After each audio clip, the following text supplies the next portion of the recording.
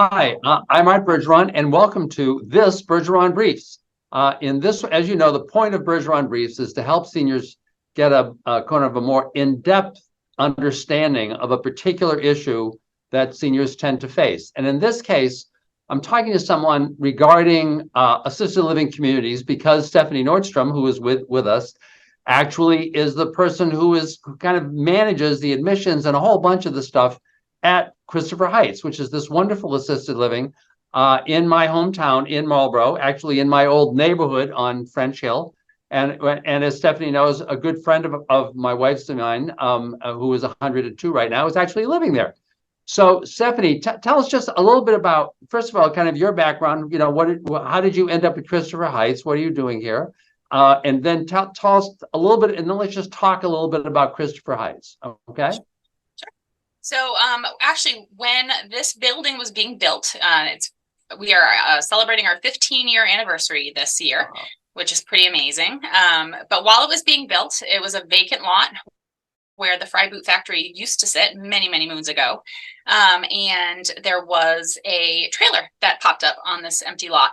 And I was in advertising at the time. So I put on my advertising hat and I went and knocked on that trailer, and they started advertising the grand opening of this beautiful new assisted living that was coming into town.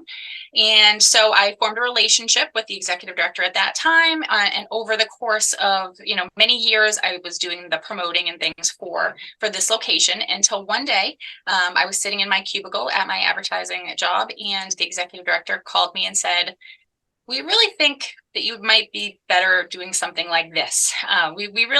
They saw something in me, and I was really ready to make a leap. And so I took the opportunity, and I've never looked back. I've been here now for about 9 years, coming this September, which is pretty different for this industry. There's a lot of job hopping that happens, I think, in this industry.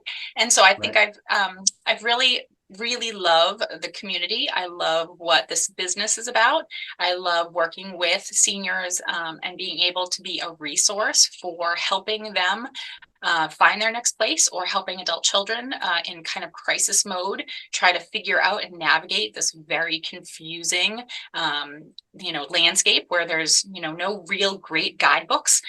There's certainly a lot of services out there to help you kind of navigate it, but I get a lot of people that are kind of like in this, emergent situation. So I really do enjoy doing this. I can't imagine ever going back to doing anything else, and just being able to help seniors kind of find their forever home.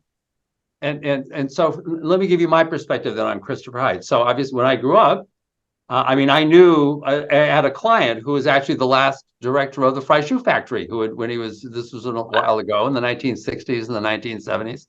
And I remember that factory, and my grandfather worked for the Corbin Box Company, which was like catty corner across the street where the condos now are, right? Because they made the boxes in which the Fry shoes went, right? So we're kind of familiar with it. So, but in my work I do nothing but elder law. So I'm dealing with assisted livings and helping people figure out whether this is a valid option all the time. And what I try to encourage people to do, and I would encourage anybody who is watching, if you have any interest, right, not necessarily now because maybe it's not an emergency. The point of all of this is to try to figure things out when it's not an emergency, right? That you may want to stop up there, right? Because what I have found, I've seen a lot of assisted livings, and for people who are trying to decide whether they think this is appropriate, it's a lot like when you brought your kids or your grandkids to college. That you're kind of like shopping around, and all of a sudden, your daughter or your son says, "This just feels right." Mm-hmm. And that's because it just feels right. So this might not be a place that is right for everyone, but it may be right for you, right? Absolutely. But what I can say, what is special to me about Christopher Heights, in addition to being in a location where you can literally go outside and walk around, because it's in an old neighborhood, it's all in French Hill and Marlborough, is that it's structured so that, first of all, it's not a gigantic facility. We can talk about how many units, but it's not a gigantic facility. It's on 3 floors. There are kind of separate kind of eating areas on the floors, right? For many folks, I know our good friend is on if I recall, the third floor, right? and the restaurant is right there, and so it's very convenient, and it's small. It's small, and I don't want to say it's family owned, because there are, I think, 3 Christopher Heights, one in also in Worcester and one in Webster. But it There's feels actually 6 of us. there are And 6 now. There's 6 now. We've grown. We were number 4. Yeah. And then since then we've had 2 more out in Western Mass, out in Belchertown and Northampton. So we also have Webster. But I'll tell you, it definitely feels family owned. Oh, It definitely. doesn't feel like a All chain. one. It It's all one doesn't family, feel one on company. Yeah. So talk a little bit, Stephanie, talking about if I were a person or a couple interested in Christopher Heights, tell me about Christopher Heights. Tell me about kind of what kind of, for an order of magnitude, what I could be expecting for a cost, right? Okay. And whether there's an entry fee and what that cost would include, if you could. Sure. So we are an all-inclusive mall here at Christopher Heights. As Arthur was saying, it is a very homey, very small community. It's maybe mid-size. We're definitely not gigantic. It's not sprawling. It's 83 apartments and located in 3 floors. It's shaped like a U. So it's not overwhelming, but it's also not so small that you can't, find your space. We'll put it that way. I say it's a little bit like a cruise ship, because we do an all-inclusive pricing structure. So unlike some of the different locations and places out there where you will pay for laundry and you'll pay for maybe some shower assistance, or you might pay for the meals, you might pay for maintenance to come, you might pay for nursing to come, any number of things that can kind of get tacked on, or tiers of help. We don't manage it like that. It's very all inclusive. So it's kind of like the cruise ship. You board your cruise ship, you're paying for your cabin, so that from day 1 to the end of that year, because it is a rental, you're not buying into anything, it's just renting. So for that calendar year, or that year term, that you're going to just pay that rent. You're not going to be worried that if all of a sudden in 6 months from now, that if you do decide you need help with laundry, or you do want someone to take out your trash, or you do want someone to make your bed, that all of a sudden you're not going to get hit with this extra charge. It's just included in what you're going to get every single day, which is a really nice feeling, because I know that if my grandmother needed a little of assistance, and she thought she was going to have to pay to have the nurse come and check something minor, she would never do that. She's never going to pull that cord and have someone come to check if she thinks she's going to have to pay every time she does that. So we wipe all that out. We want people to ask for help. We want people to use our services, so that our goal of keeping them independent longer can be reached, because instead of grandma or mom or yourself standing up on that stool to get something that maybe isn't the best decision, the best use of judgment, right? You pull on the cord, and someone comes and helps you with that small task, says hello, and goes back about their day. It's not somebody who's intrusive in your home all the time. It's just somebody who it's very task oriented. So, you need help with the shower, great. If not, that's fine too. It's all scheduled, and it can all be also per service and per need can be available as well.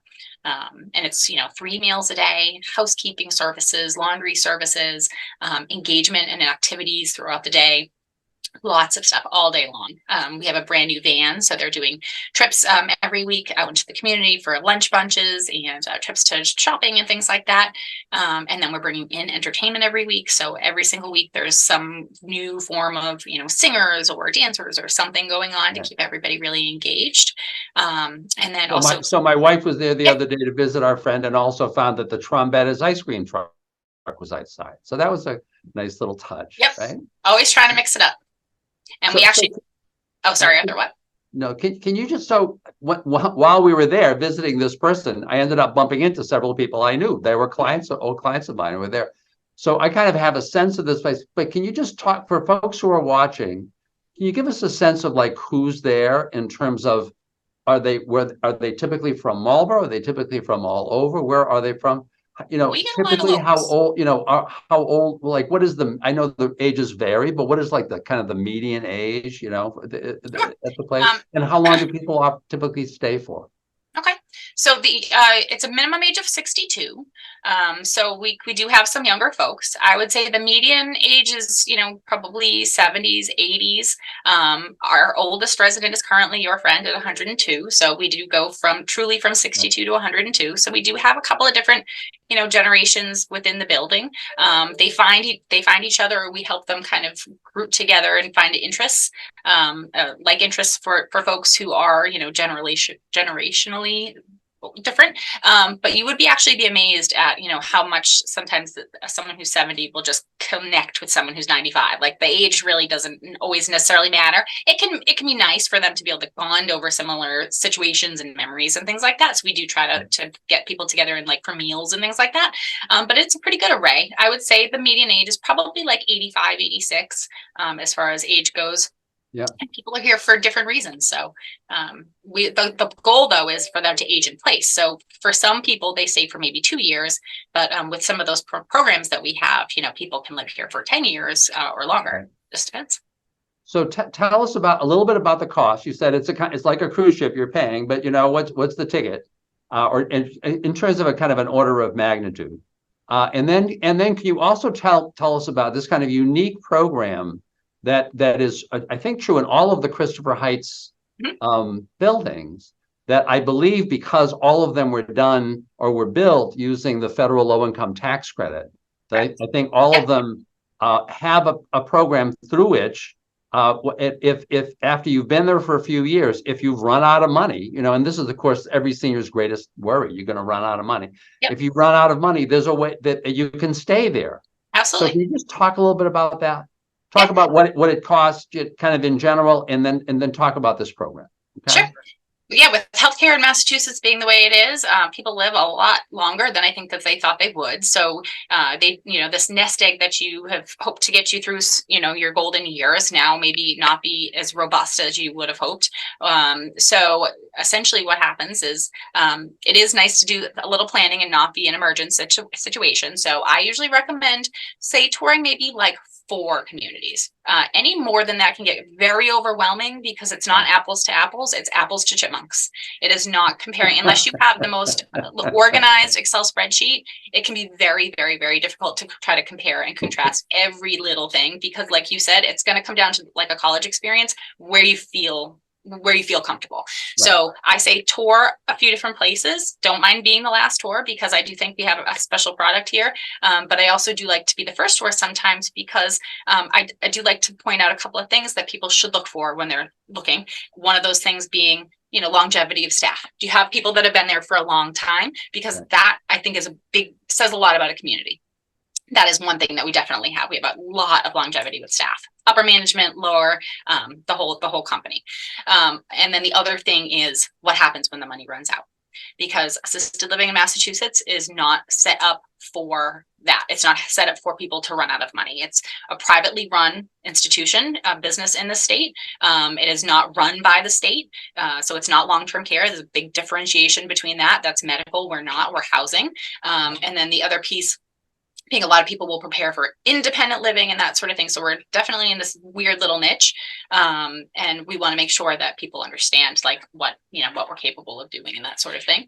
But essentially you come in for us at Christopher Heights, not for most other places.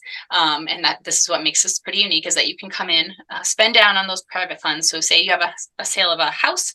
It could be the sale of a condo. It could be the sale of a mobile home. It doesn't have to be $1 million investment. You're coming in with a nest egg. You're going to spend down on that nest egg. The rates in general are between, it varies because we do have a couple of different packages, a couple of different sizes. So it could be anywhere from say like 47 to 6,000 per month, which is, we'll say 5 to 6 per month for that all-inclusive package, which is, it's very competitive. And if you are to tour those 4 other places, and like I said, it's not apples to apples, you want to see what you're getting for the amount of money you're spending. It's not just rent you're getting here. You're getting the care package too. You're getting everything. It's not just, we can lock you into a rate for the year. It's everything. Yeah. It's all your services. It's absolutely everything. So you come in, you spend down after you've lived here those couple of years, whatever it might be. We are looking at your whole financial package. We want to know what you have. You see my residence out back. My window faces the front courtyard, even in the rain. We look at what you have coming in for income. We look at what you have for assets to kind of determine how long you can kind of privately pay for and what you might qualify for. And then at the end of that term period, when your money has, exhausted itself, we take a look at what that fixed income looks like. So whether it's just Social Security, whether it's pensions, whatever it might be, to see what program we might be able to qualify you for, and then can make the resident actually an income-based rent. So rather than say paying that $5,500 a month for that gorgeous, alcove room with the bay windows upstairs, now you may only need to pay closer to $2,000 a month for that room, because we're going to be able to get the room subsidized through these programs through Medicaid, which allow them to be able to stay in that beautiful room for, the next 5-6 years, truly until they need that medical level of care, until they need, medical attention, on a daily basis, not something that a visiting nurse can handle, but truly that next level of care. Because we do have a doctor that comes once a month. We have podiatrists that come. We have a hairdresser. We have a lot of things to allow us to be self-sufficient. And so when that spend down happens, they don't have to lose that. Most communities, assisted living in Massachusetts, if you run out of money, you get to go live with your kids or at a nursing home, unfortunately, because the communities are not set up with these tax credits to be able to keep them once they're gone. We have to be able to keep the lights on, right? We have to be able to feed the residents. We have to be able to make sure we're providing good care. So the money source has to come from somewhere. So we are very lucky that we have these programs set up so that I don't have to ask residents to leave just because their financial situation has changed. So it's a unique program, but the facility itself is unique. So I just want to close, and Stephanie, I know you're going to be giving us your contact information so that we can have this, on this at the end of this presentation for folks who want to contact you folks and just talk about this. But it is a wonderful, homey, great feeling place that also has this kind of unique structure that would allow you to walk in knowing that after you've been there for a few years, you're not just going to get thrown out because your reserve assets have run out. So I would urge you to talk to these folks. I would urge you in any case, just as Stephanie said, if you're thinking about assisted living, shop around, look for several. You're going to find the one that feels right? And just decide. But Stephanie, I really appreciate you taking the time on this. You have a wonderful place. I'm so happy to have seen you when I went in the other day, because you had been there several years before, and that in itself is a really special thing. So thank you for taking the time. Thanks for having me. Folks, I hope you enjoy this and other Bergeron briefs. And I'm happy to talk to you if you've got any questions on any of this from me. My direct line is 508-860-1470. Thank you very much. Thank you, Stephanie. Thank you so much. Appreciate it.